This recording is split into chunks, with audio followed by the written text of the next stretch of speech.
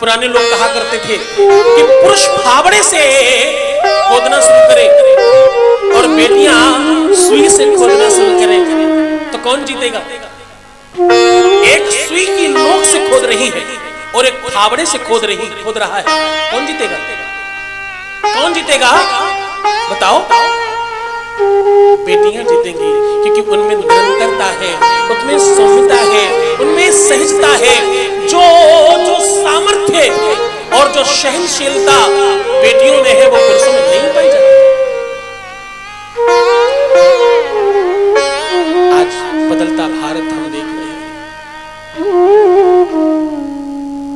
आप सब नमन करें। एक तरफ ये शिव महापुराण चल रही है और दूसरी तरफ भारत की प्रथम ज्योतिर्लिंग पर देश के यशस्वी प्रधानमंत्री अपना माथा पटक रहे हैं, अपना माथा नमन करके वहां प्रणाम कर रहे हैं। आज कल रात में भी वो वहां थे, आज सुबह भी वो वहां।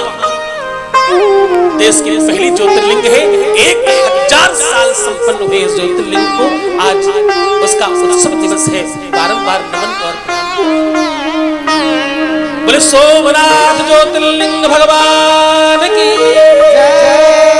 सोमनाथ जिसने 17 बार आतताइयों से, आतंकियों से, लुटेरों से अपने अस्तित्व की रक्षा करी।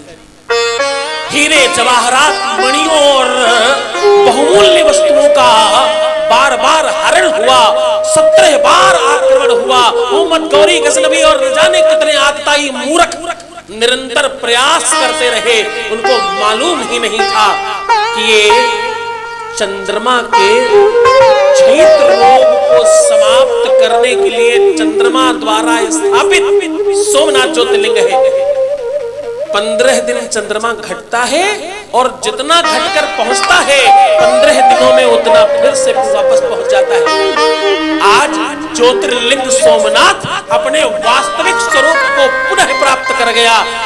उस मूर्ख को यह पता ही नहीं है कि वो उस ज्योतिर्लिंग पर आघात कर रहा था, जिस ज्योतिर्लिंग को समाप्त करना देवताओं की बस की बात नहीं, इंसान की तो कौन ही कहे।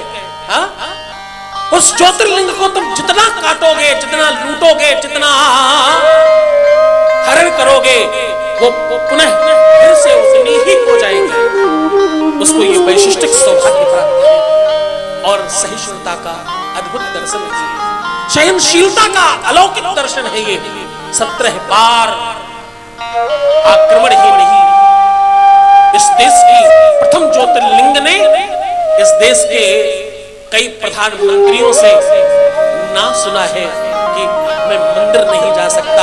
ये बदलता भारत है कि ज्योतिर्लिंग की पहली सीढ़ी पर, पहली ज्योतिर्लिंग पर देश का पहला यशस्वी और भारतीय प्रधानमंत्री वहां बैठकर अभिषेक कर रहा है, पूजन कर रहा है।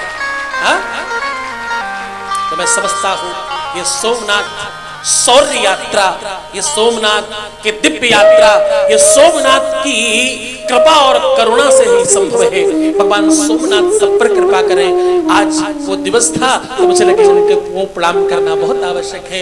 शिव महापुराण में बाबा सोमनाथ की बात नहीं की जाए तो शिव महापुराण का आगाज कैसे होगा, प्रारंभ कैसे होगा? हाँ?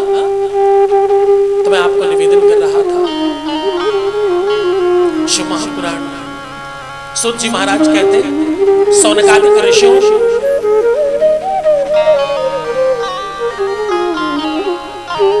शिव महापुराण श्रवण मात्र से किसी भी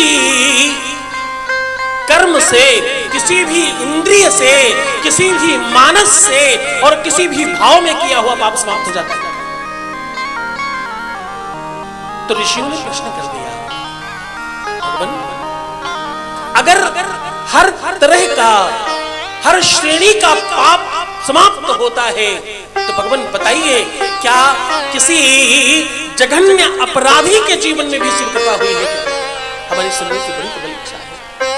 और भगवान आप स्त्रियों की बात कर रहे हैं तो वैसी बात ही बताइएगा। और सबसे पहले एक बात कही, आपने अभी भी कहा किसी एक ब्राह्मण को रुष्ट करने में किसी की यज्ञ पूर्ण नहीं हो रही थी, किसी एक के भोजन नहीं करने पर यज्ञ पूरी नहीं हो रही थी, तो क्या कभी किसी ब्राह्मण से अपराध हो जाए तो भी भगवान उसे क्षमा करते हैं? मैं ये प्रश्न इसलिए कर रहा हूं महान भाग, क्योंकि जो सर्वश्रेष्ठ श्रेणी पर बैठा है उसे अपराध करने की कोई इजाजत नहीं, उसको अलाउ नहीं, वो नहीं कर सकता। जो जितना ज्यादा बड़ा है, जो जितना ज्यादा श्रेष्ठ है, हम उससे उतनी ज्यादा इच्छाएं और अपेक्षाएं करते हैं।